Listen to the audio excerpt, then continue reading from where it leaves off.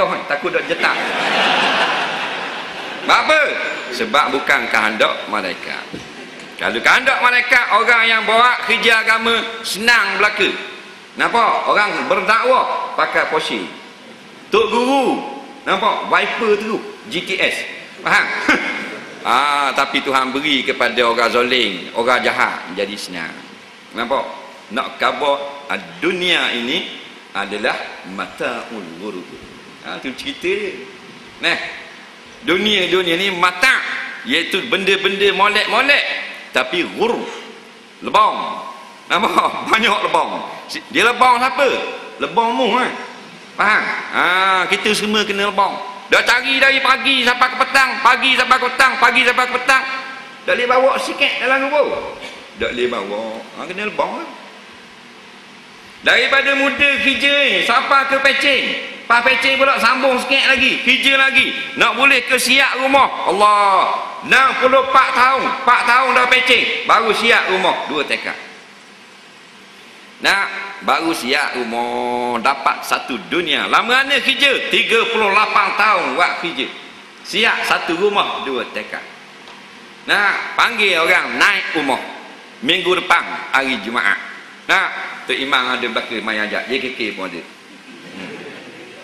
Dan boleh orang naik atas rumah, tuan rumah orang buat turun. Mampu keras. Faham? Tu tak? Dah kalau mu cari 35 tahun, kurang-kurang mu duduk 35 tahun baru seri boleh tahan kira. Tak? Dah. Innamal hayatud dunya mata'ul ghurur. Tak? Hanya saja kehidupan dunia itu pelebang semata-mata. Melainkan orang yang berhati-hati. Nombor 1 duduk tunggu kita ialah malakul maut. Dan dia mari, doktor pakar tak boleh buat benda. Nak dia cerita semua dah, ada saing seorang. Dua orang ni dia kenal. Kita kenal belaka. Sekapung. Seorang tu orang tua dah, umur dia 90. Dia duduk atas kubur, dia ngaji kubur je lah. Orang zaman dulu. Tak?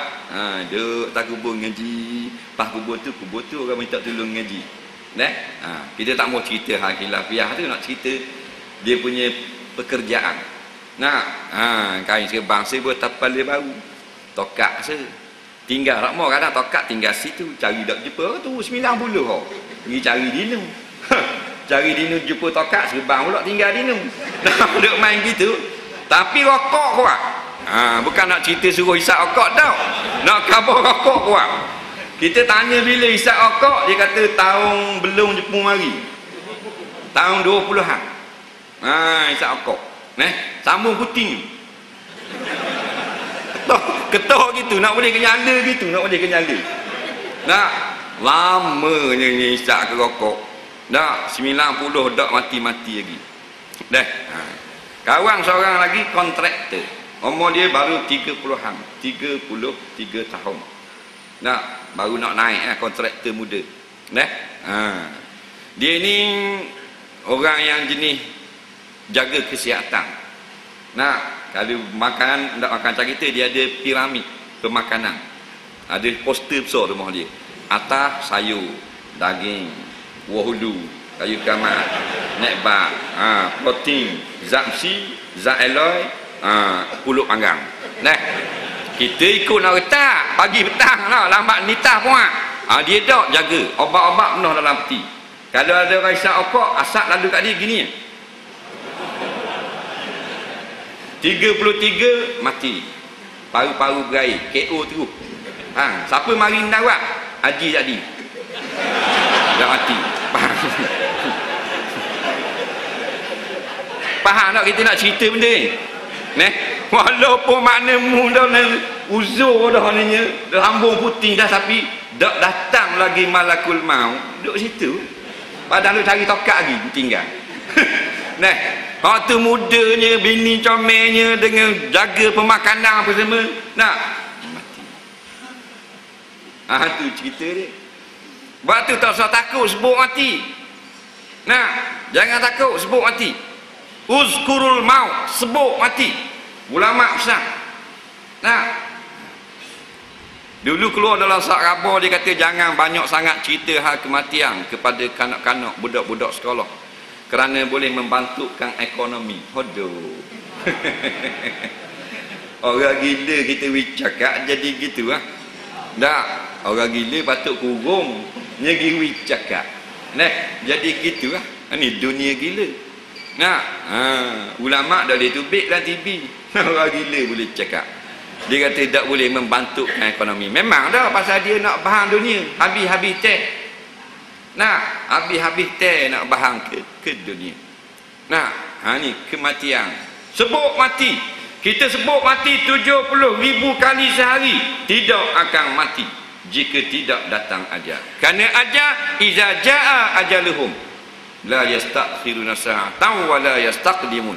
Allah kata bila datang tempoh kematian, barulah tidak boleh undur sesaat atau kita cepatkan sesaat sedikit pun.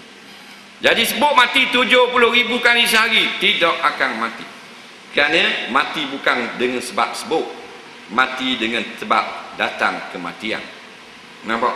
Tak sebut mati, tak ingat-ingat kemati, padahal cari harta benda pagi petang, sampai masa mati juga. Nak?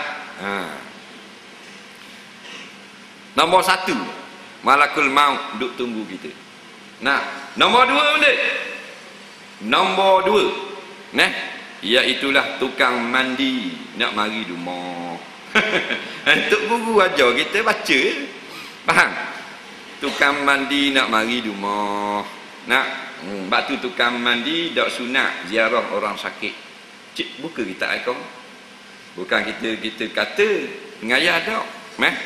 Iaitu tiada afdal orang yang menguruskan kematian ziarah orang yang sakit, melainkan sakit yang sedikit. Sebab apa? Kerana memendekkan umur orang. Nampak? Kan sunat ziarah orang sakit. Nah, orang sakit kalau kita mari Assalamualaikum, salam segar sikit. Nah, dalam kawan-kawan mari orang sakit dah. Tapi kalau tukang mandi orang mati mari nawak, guna kamu. Dia ni tukang mandi orang mati, orang kenal sangat ni Pak Leh ni. Orang panggil Pak Leh mayat. Nampak tak? Jadi kawan tu tengah sakit berat, Pak Leh mari Assalamualaikum. Faham tak? Dia pun tengok muka Pak Leh, takut tang terus. Orang molek mati tengah hari, mati selalu gitu. Faham tak? Jadi ulama kata tak sunat. Pasal dia duk ingat nak mari mandi dia tu. Kena molek jadi fitnah. Dia marah ke anak cucu dia, datang budak mati dia panggil hidup. Bukan kita ngaya. Sebut dalam kitab-kitab ulama. Jangan buat main-main kerja orang mati. Kalau orang sakit tenat, jangan kita tengok. Pendek umur dia. Jadi yang kedua, golongan mana? Orang yang menguruskan mayat. Nampak? Mereka sedang menunggu-nunggu panggilan telefon untuk datang ke rumah kita. Betul tak? Ada apa? Halo, Assalamualaikum, salam. Pak Leh. Pak Leh kan ni? Mari rumah saya masuk Mati ni ayah tak dah, ayah tak dah. Mati bila? Mati semalam pas tengok Gusti malam. Bila boleh mandi? Pukul 8 boleh mari. Nak ada apa-apa? Sebab tu kalau orang tanya orang yang paling gagah sekali, nampak? Di dalam dunia ini jawabnya tukang mandi mayat. Dia gagah kan? Taekwondo dah lawan dia. Taekwondo, judo, aikido, karate, silat gayung, silat benda lagi, cetong. Boxing siang, boxing malam. Nampak? Dia mari tak lawan mereka. Tok guru silat 15 ada pasal gayung. Kalau dia lalu orang tengah main berhenti, tengah main boleh. Hormat. Nampak? Pasal backhand. Boleh tubik kau celah atas, niti kau atas daun pisang. Oh hebat. Sini ada. Aku kelih dah. Nampak? Hebat gayung. Boleh kau atas daun, boleh belanah. Kita ingat ke cerita Cina wak lolok? Tak ada sungguh orang Melayu gitu. Hebat.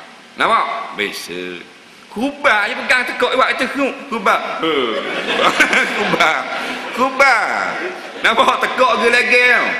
Tapi arwah dah. Bala mati dak awang lah. Tukang mandi mayat mari tengok, dak lawan teguh, tunggu gayung. Tunggu gayung. Dah gitu belaka. Nah, dak lawang. Ketua Polis Negara. Dak lawang belaka. Betul tak? Tu jawapan orang yang paling gagah, tukang mandi mayat. Dia waktu BA tali pinggang hitam. Nah, black bear waktu BA silap ngayun, silap licah. Nah, waktu BA ni orang mari nak lawang kan. Dak kata apa, korek hidung senyap. Korek hidung. Mandi mayat. Korek jubur pula. Tak kata apa. Dah mu gagah kan. Letak tu bahan orang ni. Nah, tu cerita dia. Ambil pengajaran. Wa kafa bil mauti wa'iza. Bermadalah dengan kematian itu sebagai pengajaran. Tu kata. Habis-habis gagah, dak orang cetong tu. Nah, dak kata apa. Tukang mandi ambil cetong, buat tak lari pun dak kata apa. Nah, tak kata nak kalian kubah, lalak seka atas hidung dak dia nak kuih dah. Tu tukang mandi nak mari dia. Bukan lambat pun uru. Mandi dengan kapal dia sejam setengah. Mayang 10 minit tak ada rokok, tak ada sejuk. Nah, pikul lagi setengah jam. Gali baca-baca lebih kurang kamu tembak habis. Nah, 3 jam 4 jam KO senyap duduk dalam lubang dah. Nah, bukan kata taruh lama tahu mau. Taruh boleh setahun setengah boleh tahan kira. Dah pergi tengok jenguk Mairi. Ada kereta aku. Nah, 3 jam 4 jam duduk tahu mau, orang kambuh dalam lubang selalu. Kita kayak dia. Kain kapang kita tu, ingat kalau kita mati baru orang nak buat kilang, tanah kapang, baru nak ambil orang kerja. Tenung kain, baru nak bawa lari ke Kelantan, baru nak jual, baru nak beli. Dah, siap dah. Ada dah kedai. Mu nak apa meter? Faham? Kata pepatah Arab, kam min fata yumsi wa yusbihu amina wa qad nusijat akfanuhu wa huwa lam yadri. Betapa ramai orang-orang muda pagi petang duduk dalam keadaan lara, padahal kain kapang mereka telah siap ditenung, mereka tidak sedar pun. Matikah bawa hari nak berapa gulung. Nah, yang ketiga, golongan mana duk tunggu kita? Iaitulah ulat nak kekoh kita, nak gigit